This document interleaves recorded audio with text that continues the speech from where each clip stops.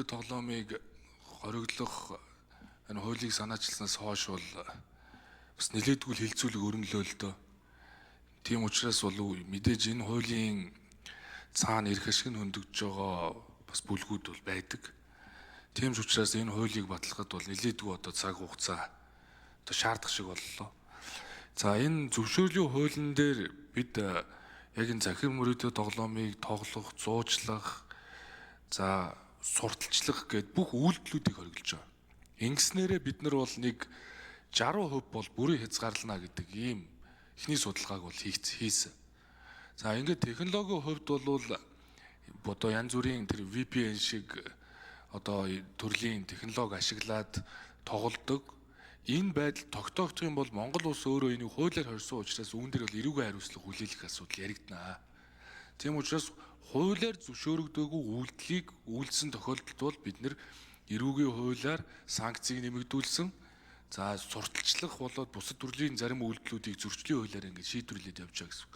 Тэгэхээр Монгол улс бол захин мөрөөдөө тоглоомыг хориглосон улсад тооцогдно.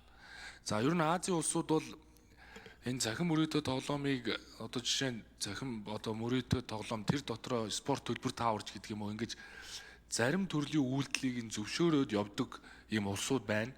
Гэхдээ одоо Азийн ихэнх улсууд бол яг энэ захин мөрөөдөө тоглоомыг бол бүхэлд нь хориглох тал руугаа явж байгаа. Жишээ нь Сингапур бол эхлээд бол тэр төлбөр тааврыг ч юм уу, спорт төлбөр тааврыг ч юм уу тухайлан одоо зөвшөөрөө явж исэн боловч өнөөдөр энэ үйлдэлүүдийн дотор нь одоо ангилж ялгахад бол их бэрхшээлтэй байдаг учраас энэ захин мөрөөдөө тоглоомыг бол бүхэлд нь хориглоё гэд бас одоо хуулиа гаргаа явж байгаа юм бил. Тэгэхээр ер нь Азийн улсууд бол бүгдээрээ л одоо хориглох тал руу явж байна.